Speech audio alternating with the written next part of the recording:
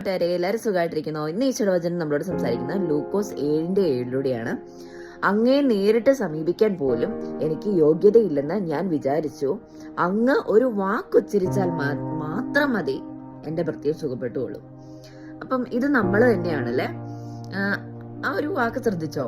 അങ്ങ് ഒരു വാക്ക്, എനിക്ക് യോഗ്യതയൊന്നുമില്ല, പക്ഷെ അങ്ങ് ഒരു വാക്ക് ഉച്ചരിച്ചാൽ മതി എന്നല്ല പറഞ്ഞേ. അങ്ങ് ഒരു വാക്ക് ഉച്ചരിച്ചാൽ മാത്രം മതി.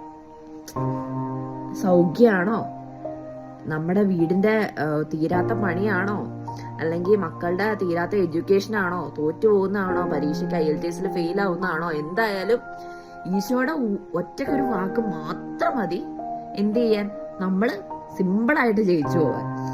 അപ്പം ഇത് നമ്മുടെ തന്നെ ഒരു അവസ്ഥയാണ് ശരിക്കും പറയുന്നത്. എന്ത് പ്രശ്നം ആയിക്കോട്ടെ, ഈശോയുടെ ഒരൊറ്റ വാക്ക് മാത്രം മതിന്നേ ഒന്ന് രക്ഷപ്പെട്ടു പോവാൻ. അപ്പൊ ഇതിന്റെ കൂടെ ഒരു പാട്ടും കൂടി ഉണ്ടേ.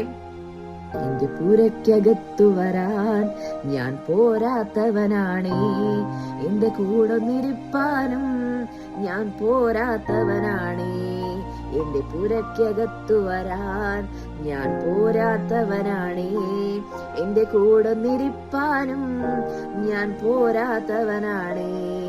ഒരു വാക്കുമതി എനിക്കതു മതിയേ, ഒരു വാക്കുമതി എനിക്കത് മതിയേ. അപ്പൊ എല്ലാവരും ലൂക്കോസ് 7:7 പ്രാർത്ഥിക്കുക, ധ്യാനിക്ക്. ഈശോ അനുഗ്രഹിക്കട്ടെ.